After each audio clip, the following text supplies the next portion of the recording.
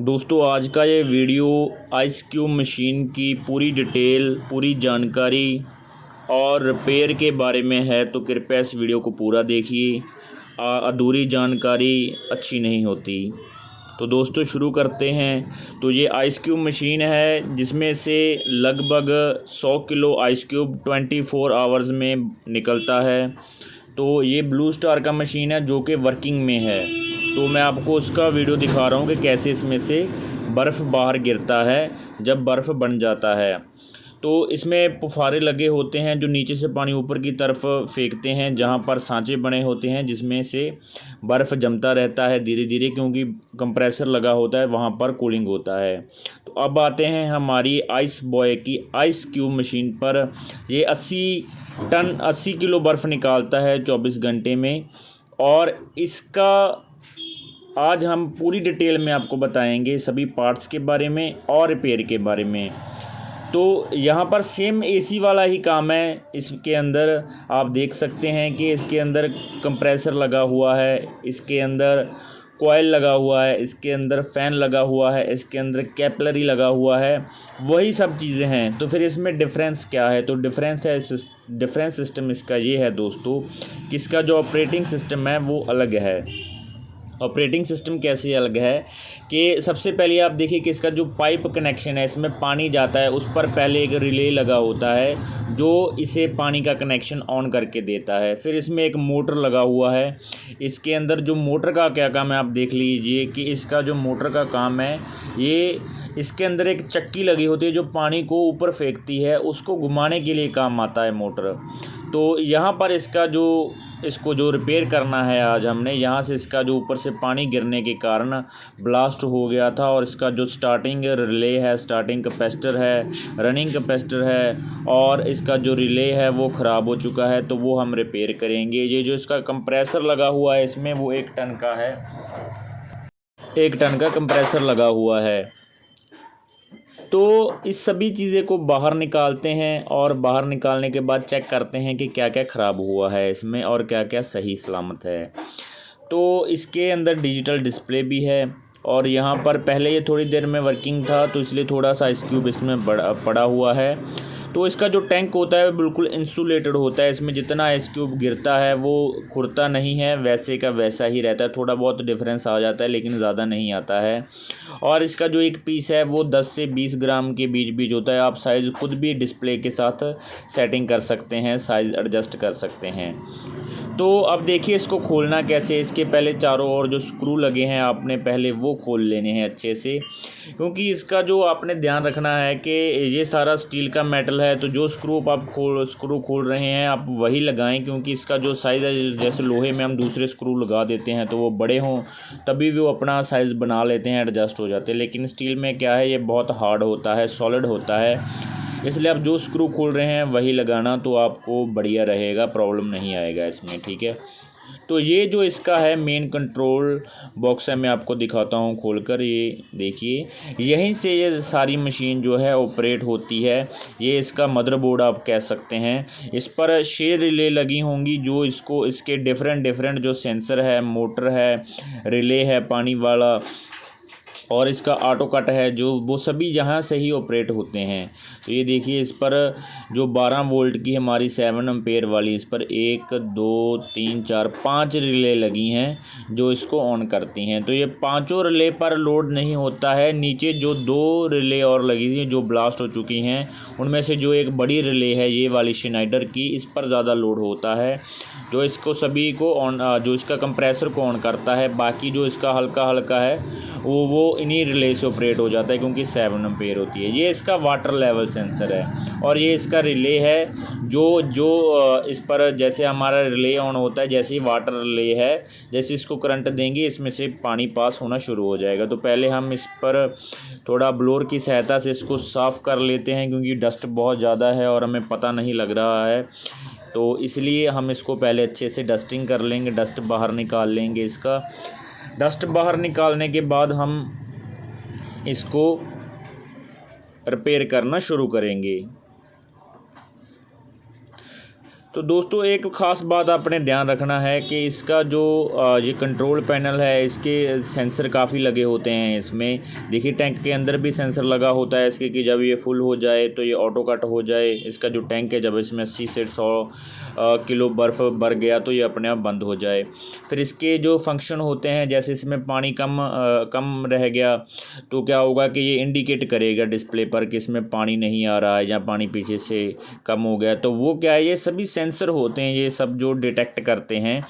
तो इन सेंसर में किसी भी में अगर फॉल्ट पड़ जाए तो फिर वो ये एरर शो करता है। ठीक है, तो इसकी जो पत्तियां हैं ये सिर्फ इसी काम के आती हैं कि इसका जो यहाँ से जब बर्फ़ गिरता है तो ज़्यादा जो पानी है, जब पानी घूमता है वो बाहर ना गिरे, और जो बर्फ़ है वही अगर इससे बाहर आती है तो वो आसानी से बाहर आ जाती हैं, क्योंकि ये पत्तियां हल्की होती हैं।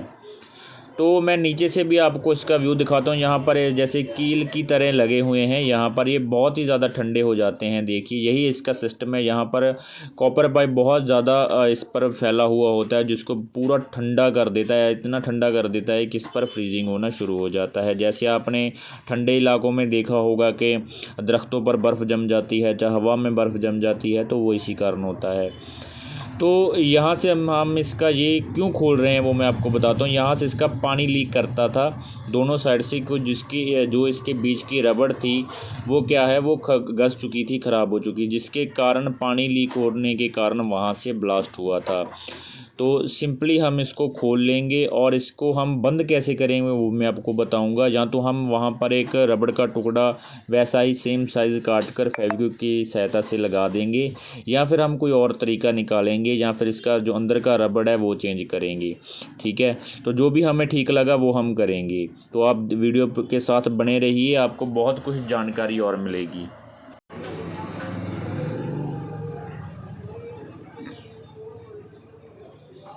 तो ये बेरिंग के साथ एक रबड़ भी होता है, वो आपने ध्यान से साइड कर लेना है, कहीं वो गुम ना हो जाए, क्योंकि उसके बिना इसका साइज़ पूरा नहीं आएगा। क्योंकि बेरिंग का साइज़ बड़ा होता है और जो इसका शाफ्ट है वो छोटा होता है। इसके ऊपर रबड़ का एक स्पेसर जो है वो लगा होता है।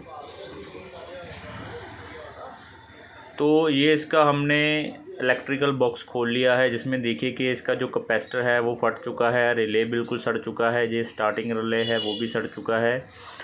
तो इसका जो ये वाला पैनल है वो ठीक है, उसमें कोई दिक्कत नहीं है। ये इसकी वायरिंग देखिए कि जो पैनल फ़ैन मोटर है और जो रिले हैं, इसकी जो सेंसर है, ये वाले सभी जो सेंसर है वो सारे ऊपर के बॉक्स से ऑपरेट हो रहे हैं। जो मेन इसका जो कंप्रेसर का यूनिट है वो इस रिले, ये दोनों रिले से ऑपरेट होता है। एक स्टार्टिंग कैपेसिटर है, एक रनिंग कैपेसिटर है।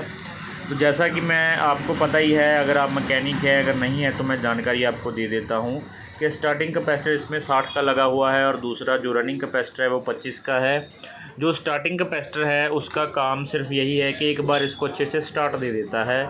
अगर इसको लो, क्योंकि इसके इसमें पंप होता है, उसको घुमाने के लिए प्रेशर चाहिए होता है। ये 25 का जो रनिंग का कैपेसिटर है वो भी इसको रनिंग दे देता है, लेकिन अगर इस पर स्टार्टिंग कैपेसिटर लगा तो उसका बेनिफिट ये हो जाता है, इसको रनिंग अच्छी मिल जाती है। कई बार क्या होता है, गैस का फ्लो अटका हुआ होता है, जिसके कारण इसको रनिंग प्रॉपर नहीं मिल पाता है, लेकिन इससे इसको पूरी प्रॉपर रनिंग मिल जाता है, जिसके कारण ये हमारा अच्छे से चलता है। ये स्टार्टिंग रिले है। इसके कनेक्शन दोस्तों बिल्कुल बहुत ही सिंपल है। अगर मैं आपको लिख कर भी बता दूंगा, एक बार मैं आपको बोल कर समझा देता हूँ कैसे कनेक्शन है इसका। इसके ऊपर जो देखिए कि 1 नंबर का जो कनेक्शन है उस पर इसके स्टार्टिंग कैपेसिटर का कनेक्शन आएगा। उससे पहले मैं आपको ये दिखा दूं कि इस रिले के बारे में देख लीजिए। मैं सारा आपको कंप्लीट इसमें बताऊंगा कि कैसे कनेक्शन करने हैं, आप कंफ्यूज मत होना। तो मेरी बात सुनिए, समझिए और सुनिए पहले कि हम ये वाला जो रिले है पहले हम ये लगा देंगे, इसमें इसका कनेक्शन कर देंगे इसकी प्लेट के ऊपर। ठीक है, इस रिले को कैसे ऑपरेट करते हैं, इसमें सिर्फ हमने 2 आउटपुट निकालना है, AC और न्यूट्रल। जो AC न्यूट्रल है वो दूसरी तरफ से हमने इस तरफ निकालना है। ऊपर तरफ इसके A1 और A2 लिखा होता है। श्नाइडर का रिले है, ये 50 एम्पेयर का रिले है। आप 10 एम्पेयर वाला भी इसमें लगा सकते हैं, पहले 10 वाला ही लगा था, लेकिन अब हम 50 एम्पेयर वाला लगा रहे हैं क्योंकि हमारे पास ये अवेलेबल था। ठीक है, तो इसके A1 और A2 पर न्यूट्रल फेस आएगा, वो वाला जो रिले से आ रहा है हमें ऊपर से, वो इस रिले को ऑन करेगा। और इस रिले को ऑन करने के बाद ही हमारा कंप्रेसर ऑन होगा, ठीक है। तो सीधा करंट यहाँ से हमारा कंप्रेसर को जाएगा जब ये रिले ऑन होगा। रिले हमारा ऊपर का जो मदरबोर्ड है वो अपने फंक्शन के अकॉर्डिंग ऑन करेगा। जब यहाँ से न्यूट्रल फेस आ गया तो पंप को चाहिए होता है हमारे 3, हमारा जो कंप्रेसर है उसको हमें 3 वायर लगता है। स्टार्टिंग होता है, कॉमन होता है और रनिंग होता है। तो इस रिले में से ब्लैक वायर जो है हमारा वो है हमारा रिले में हमने लगाया एक साइड ब्लैक और दूसरी साइड रेड, और इसके साथ कुछ और वायर्स भी लगी हुई हैं। वो सारी कंट्रोल पैनल को जाती है। जहाँ से अब हम जो आउटपुट निकालेंगे इसका, ये वाला आप देखिए 2 वायर से, वो हमारा कंप्रेसर को जाएगा। तो उसमें से जो कॉमन वायर है और दूसरी वायर है वो कैसे लगेंगी वो इसमें आपको पूरा कंप्लीट मैं अभी दिखाता हूँ। तो पहले हम इसके कनेक्शन कर लेते हैं। इसके ऊपर थिम्बल लगा लें आप, जैसे हम थिम्बल लगा रहे हैं तो स्टार्टिंग जो रिले है उसके ऊपर हमें इजी हो जाएगा कनेक्शन करना, क्योंकि उस पर थिम्बल की ही ऑप्शन दी हुई है, स्क्रू वगैरह की ऑप्शन नहीं है हमारे पास। तो इसको अच्छे से टाइट कर लेना है। अगर हो सके तो बाद में इसके ऊपर स्लीप भी आप लगा सकते हैं या फिर इसको टाइट कर सकते हैं।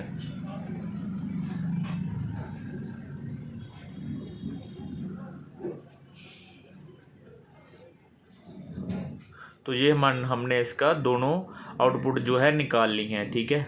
तो अभी हमने क्या करना है आपको दिखाता हूँ। जिस तरफ इसके 4 पिन लगी हैं इस रिले के ऊपर, उस तरफ हमने कॉमन का हमने न्यूट्रल दे देना है, ठीक है। और जो ये 25 का कैपेसिटर है इसको हटा देना है, ये ख़राब है। हम नया हैवल का कैपेसिटर लेकर आए हैं, ये 25 UF का है। तो ये इसका हम कनेक्शन करेंगे, ठीक है। तो इसका सिंपल कनेक्शन है, आपको मैं बताता हूँ। एक जो हमारे पास 25 का कैपेसिटर है जो नया लेकर आए हैं, एक हमारे पास वो वाला जो 60 UF का कैपेसिटर पड़ा है वो है। 60 UF के कैपेसिटर का हम एक वायर ऐसे कट कर लेंगे, और जो 25 वाला है उन दोनों को दोनों का एक वायर एक कर देंगे, मतलब दोनों को मिलाकर हम वायर इनका एक बना देंगे, ठीक है। और इनके ऊपर हम थिम्बल लगा देंगे। ये दोनों का हमने एक वायर क्यों बनाया है, वो इसलिए क्योंकि एक वायर इनका कॉमन ही लगेगा। जैसे जब इसको हम स्टार्टिंग कैपेसिटर का क्या काम है कि ये 25 वाले कोई और 60 वाला हो के 85 UF हो गया तो एक बार झटका मिलेगा। जब रनिंग में होगा तो 60 वाला अपने आप हट जाएगा रिले की वजह से, और 25 वाला कंटिन्यू लगातार चलता रहेगा, ठीक है। इससे आपका जो एक बार लोड लेगा वो लेगा, बाद में आपका लोड भी नहीं लेगा आपका कंप्रेसर, ठीक है। तो ये हमने वायर निकाल दिया। और दूसरा वायर कहाँ पर अटैच होगा, वो रिले का जो 1 नंबर पिन है वहाँ पर 60 UF कैपेसिटर का एक पिन लगेगा, और दूसरा हमने उसके साथ दूसरे कैपेसिटर के साथ लगा दिया है। वो वाला जो पिन है हमारा वो 2 नंबर पर लगेगा, ठीक है। और जो हमारा कैपेसिटर का एक वायर बच गया जो 25 UF वाले का, वो हमारा रनिंग जो है इसका उसके साथ लगेगा। मान ली जैसे कि हमारा रिले में से 2 आउटपुट आ रहा था, न्यूट्रल एंड फेस। न्यूट्रल हमने जहाँ पर 4 पिन लगा था, यानी कि 4 नंबर पर हमने लगा दिया था। इसका ब्लैक वायर अभी भी लगा हुआ है, और इसका जो फेस वाला है वो 3 नंबर पर लग जाएगा। फेस और न्यूट्रल जो है 4 नंबर पर और फेस है 3 नंबर पर हमारा अटैच हो जाएगा। उसके बाद जो 60 UF का कैपेसिटर है उसका एक पिन जो हमारा 1 नंबर से हो जाएगा, और दूसरा पिन जो हमारा 25 UF वाले कैपेसिटर से अटैच है वो 2 नंबर पर लग जाएगा। और बचा जो हमारा 25 UF का एक पिन, तो वो हमारा जो हमने फेस लगाया है यहाँ पर वहाँ पर अटैच हो जाएगा। फेस पर भी अटैच कर सकते हैं या फिर आप न्यूट्रल पर भी अटैच कर सकते हैं। वो क्या काम करता है, वो एक तो जो हम न्यूट्रल फेस वहाँ पर दे रहे हैं वो रिले को करंट देता है और रिले को कट करने में सहायता करता है।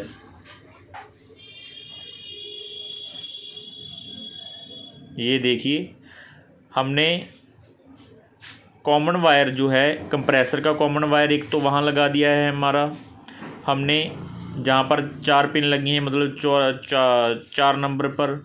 और कंप्रेसर का जो हमारा कॉमन है वो हमने जहाँ पर इसका 3 नंबर हम फेस दे रहे हैं वहाँ पर लग जाएगा। और कैपेसिटर का जो एक वायर बचा था 25 वाला वो हमारे 4 पिन वाले पे लगे, क्योंकि वो रनिंग के जा रहा है कनेक्शन वो सारा कंप्रेसर तक।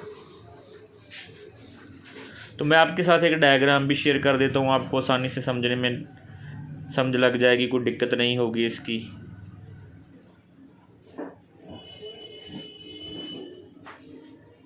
वायर को अच्छे से सीलना है, कहीं ये थिम्बल से बाहर ना निकल जाए।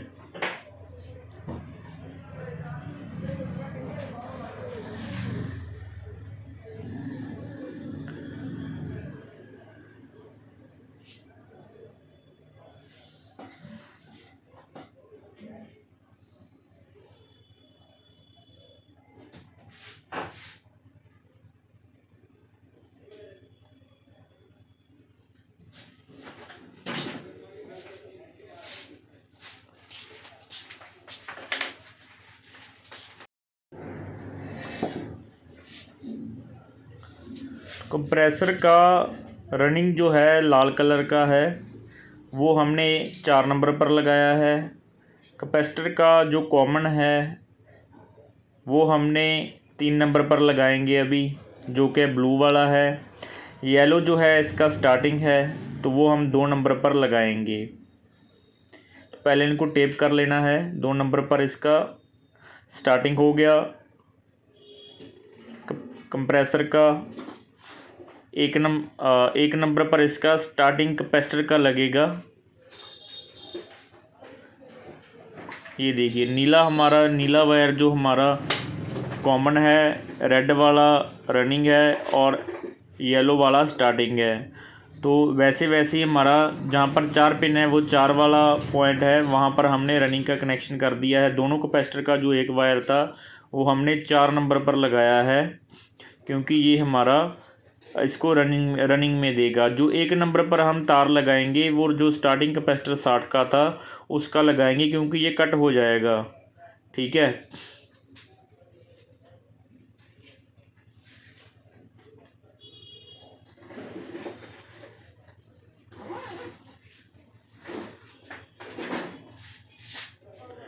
और जो 2 नंबर पर लगेगा वो रनिंग का ही 25 UF वाले का वायर लगेगा।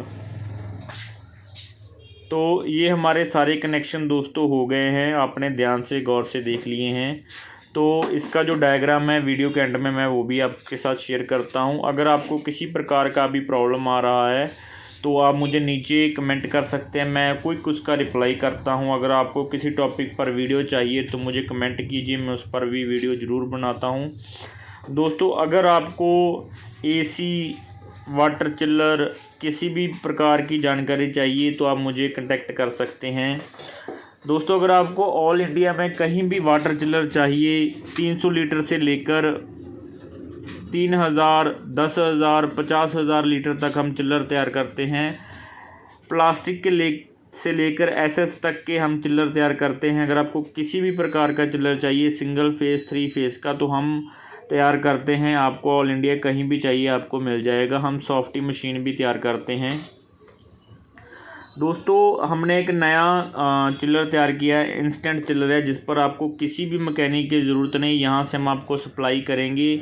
1 साल की हमारे यहाँ सभी प्रोडक्ट की गारंटी होती है, तो आपको बिना किसी टेंशन के वहाँ पर आप उसे इंस्टॉल कर सकते हैं। किसी मैकेनिक की ज़रूरत नहीं है, खाली आपको पानी का कनेक्शन करना है और बिजली का कनेक्शन करना है। आप वो वीडियो देख सकते हैं, मेरे चैनल पर वीडियोस पड़ी हुई हैं उस बारे। आप जैसे ही मेरे चैनल को ओपन करेंगे, वीडियोस में जाएंगी, आपको वीडियो मिल जाएंगी चिल्लर के रिगार्डिंग। तो कंप्लीट जानकारी उस वीडियो में है, डिस्क्रिप्शन में मैं उसका लिंक भी दे दूंगा।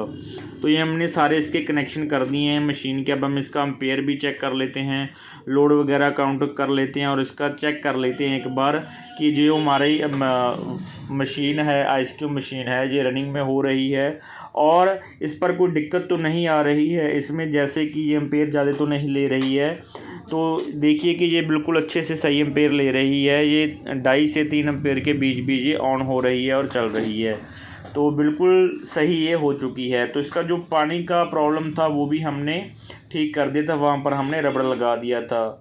तो रबड़ लगाते समय हाथ में चोट लग गया, तो आप प्लीज़, जैसे हमने ग्लव्स वियर नहीं किए थे, तो आपसे रिक्वेस्ट है कि जब भी आप काम कर रहे हो तो ग्लव्स को ज़रूर आप वियर करें, पहने। इससे आपकी ही सेफ्टी है, क्योंकि एक तो करंट का काम है और दूसरा यहाँ पर रिस्क रहता है चोट लगने का। तो ये हमारा सब हमने अच्छे से सेटिंग कर दिया है। वो देखिए हमने रबड़ के 2 पीस लगा दिए हैं दोनों तरफ, ताकि जो पानी यहाँ से बाहर जा रहा था वो बाहर ना जाए। तो ये हमने फुली इसको रिपेयर कर दिया है और टेस्ट भी कर लिया है। इसमें काफ़ी फंक्शन होते हैं जिसके बारे में मैंने आपको पूरा इस वीडियो में बताया है। अगर आपको कोई ऐसा फॉल्ट शो कर रहा है डिस्प्ले पर भी, इसके काफ़ी पूरे जो फॉल्ट है वो शो करते हैं, जैसे वाटर शॉर्टेज हो गया, लो वोल्टेज हो गया, या इसमें कोई भी फॉल्ट आता है तो इसमें पता लग जाता है। तो दोस्तों कृपया इस चैनल को लाइक कीजिए, सब्सक्राइब कीजिए, शेयर कीजिए। बेहतरीन जानकारी के लिए हमारे साथ कनेक्ट रहिए, हमारे साथ बने रहिए। दोस्तों आपका बहुत बहुत धन्यवाद। अगर आपको किसी भी टॉपिक पर जानकारी चाहिए तो नीचे कमेंट कर सकते हैं, मैं उसका रिप्लाई ज़रूर करूँगा। धन्यवाद।